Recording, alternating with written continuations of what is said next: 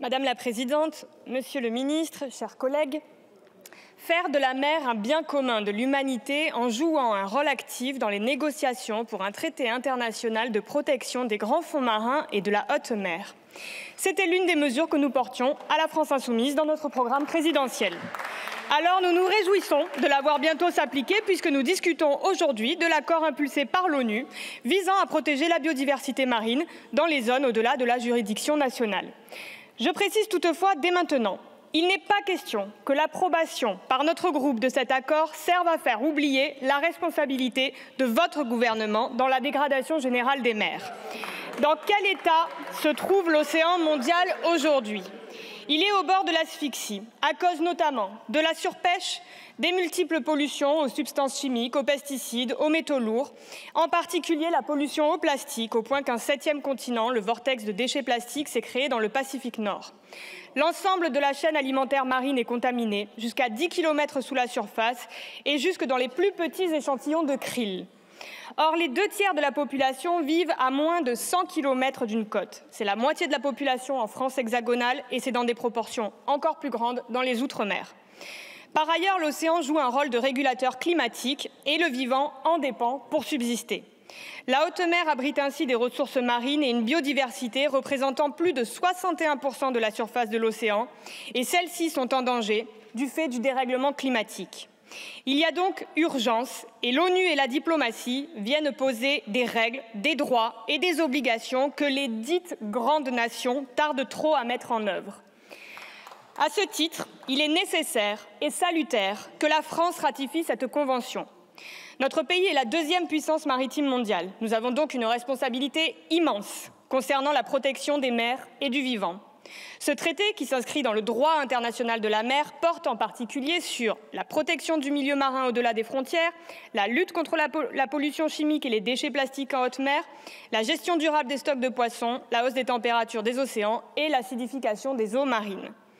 L'enjeu de ce traité est d'atteindre les objectifs issus de la COP 15 de 2009. Alors que ces objectifs de réduction des émissions à l'horizon 2020 puis 2030 étaient à la carte, non contraignants, sans objectifs chiffrés et donc largement insuffisants pour rester sous la barre des 2 degrés, plus de la moitié des pays concernés ne les a pas atteints, dont la France.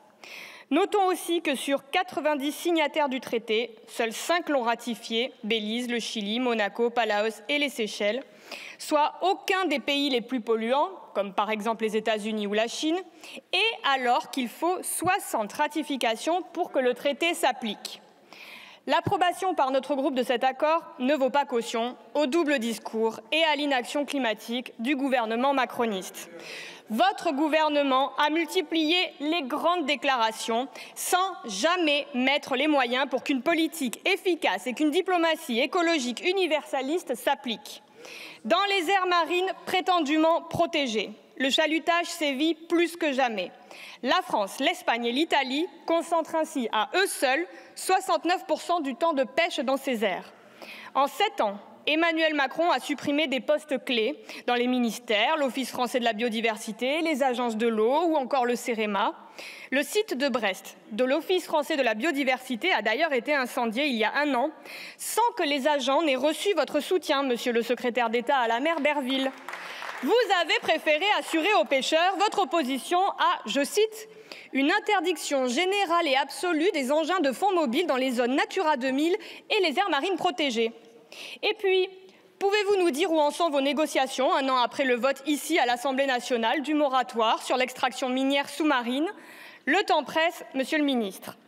Et si vous êtes en quête de bonnes idées pour la planète, nous portions aussi, dans notre livret programmatique dédié à la mer, la création d'une université francophone des métiers de la mer, le lancement d'un programme international méditerranéen de gestion partagée et de lutte contre la pollution maritime pour faire de la Méditerranée un modèle de gestion écologique des mers, ou encore le développement des coopérations maritimes des Outre-mer français avec les États voisins.